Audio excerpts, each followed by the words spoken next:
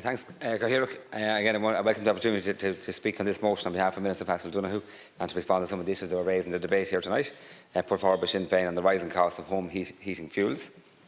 Again, Chair, in the motion, Sinn Féin have expressed the view that the May carbon tax increase should be cancelled, that excise duty on home heating oil should be temporarily removed, and that plans to regulate the sale of turf should be scrapped. I've listened carefully to the discussion. I got most of it in most of the debate this evening, and will take the opportunity to remind deputies of the rules governing energy taxation in Ireland and to highlight the importance of carbon tax to government policy on climate action. I'll also reiterate some of the measures put in place by this government to mitigate the impacts of price increases. A lot of contributors spoke here tonight about the pressures on people in general, whether you're rural Ireland or urban Ireland, with the cost of living and trying to deal with the cost inflation over the last couple of months. We all get that, and we all want to work on that. And some of the initiatives and suggestions being put forward by the various ministers since the government have, on behalf of the, we're using taxpayers' money of over €2 billion, are investing back, trying to take the pressure off people and reduce the costs. Minister Michael McGrath went through some of those earlier on, and we recognise they don't alleviate every bit of pressure or every cost on people and families right throughout the country, regardless of where they live. And there's no one denying that, but we want to continually work on that and respond as best we can. But I'd have to compliment some of the speakers and say some of the contributions tonight about rural Ireland being on its knees. That's not fair in rural Ireland.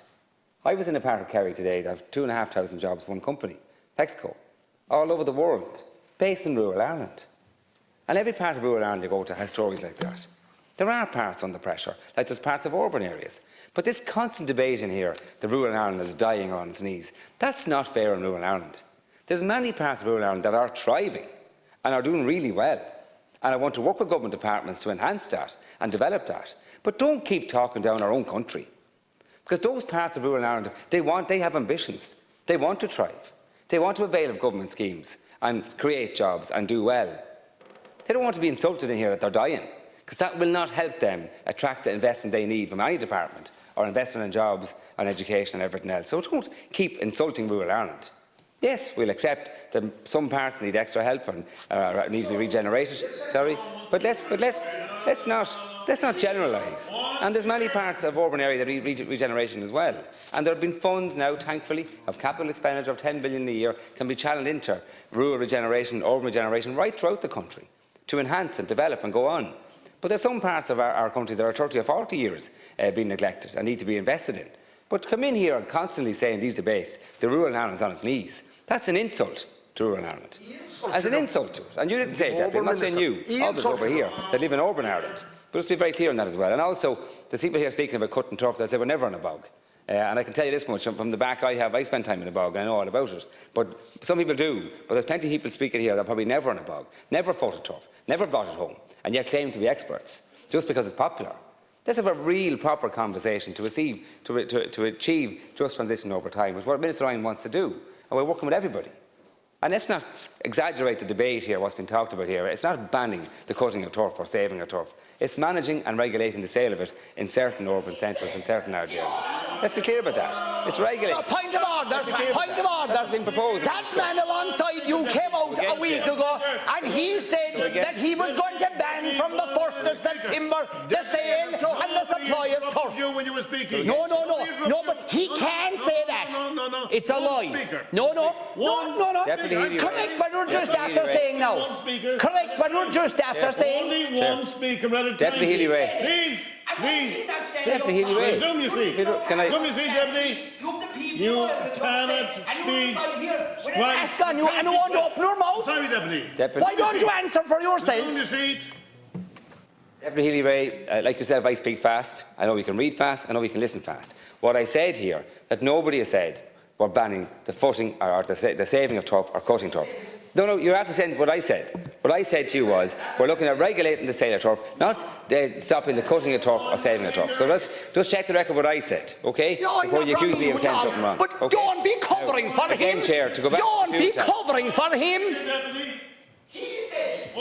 Again, Chair, so at the outset, so going back to the different parts of the motion here in relation to fuel tax, at the outset it is important, I think, to remind the House that the driving forces behind the current energy prices are generally outside of the control of this government, and most reasonable people understand that and accept that. And we have to work within that and try to reduce the pressures of costs on people as well. The particular point that has been discussed at length in recent weeks and have made it clear that there are limitations to what the government can do in its response, but will certainly try to channel taxpayers' money to ease the pressure on that as well. We've said many times that the final retail price of fuel is determined by a number of factors, most of which are global phenomena and are out of the government's control. Market dynamics have driven the pre-tax cost of kerosene up dramatically in recent months. No one's denying that. It's clear for anyone to see. But again, it is also clear that taxation of energy products is not behind the current prices and driving them up.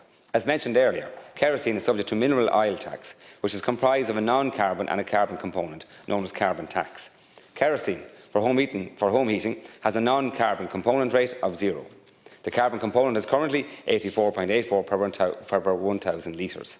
Consequently, if we were to temporarily remove excise duty on kerosene, we would in effect undermine our carbon tax measure, as the government would come under pressure to remove carbon tax on all fuels, and before we know it, there would no longer be a coherent response to probably the biggest medium challenge we face, which is climate change.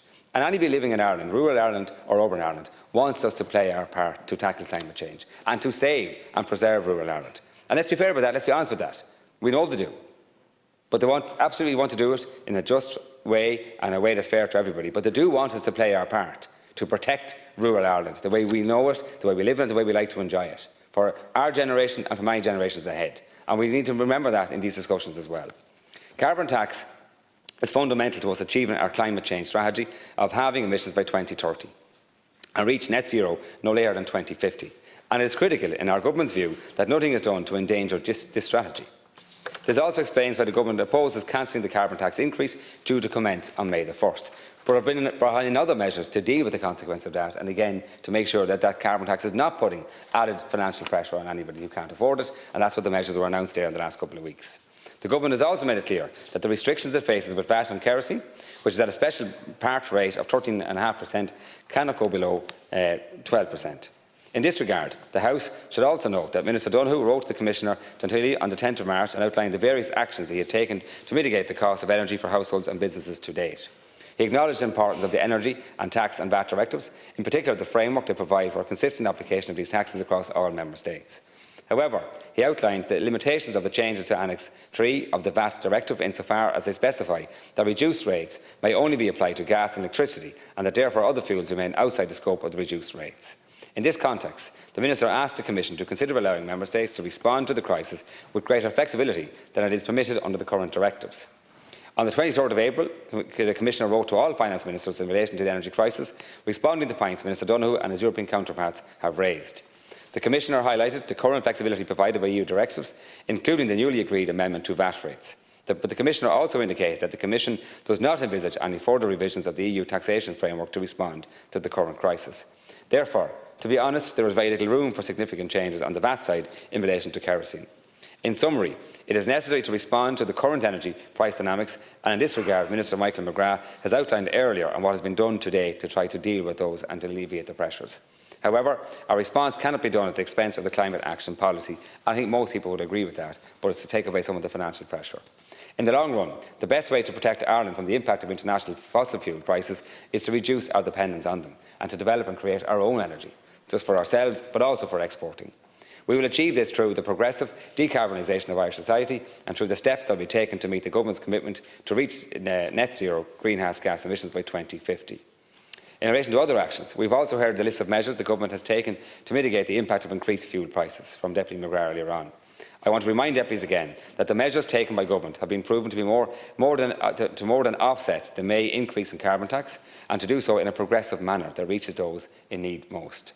Significant enhancements of the fuel allowance will protect those most vulnerable to energy poverty, while the reduced excise rates on auto fuels and reduced VAT on energy bills and the 200 utility credit will mitigate impacts across society. In relation to turf, Chair, as members of the House have heard earlier, the Government recognises that turf cutting by citizens for use on their own homes is a traditional activity across many peatlands. The burning of large quantities of turf, however, are associated with harmful levels of particulate matter emissions. These emissions can have a considerable public health impact, and therefore Government policy will look to address these public health concerns while respecting local traditions and personal use of turf for home heating. And that involves cutting your turf and saving your turf.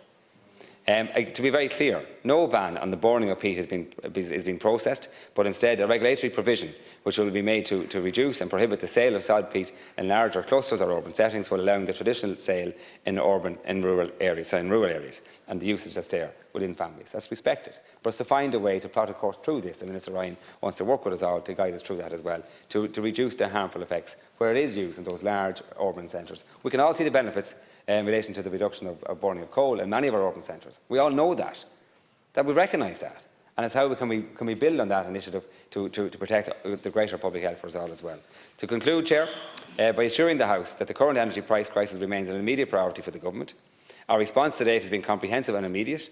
While many of the forces dictating the current situation are outside of our control, the Government will continue to use the policy responses we have to mitigate the impacts on businesses and consumers and to take the pressure off many people living in both rural and urban Ireland. We must, however, remain committed to the policies which are critical to meeting our obligations on climate action. The carbon tax is a key pillar of government policy to the transition to a decarbonised society. The policy of ring-fencing carbon tax receipts for welfare supports for those at risk of energy poverty also ensures that this transition is done in a just and progressive manner. Similarly, the policies being proposed on turf cutting are part of our broader commitments on climate action and to improve air quality for everybody. Accordingly, I do not accept the motion before the House and present the Government a counter-motion for consideration. Thanks, Chair.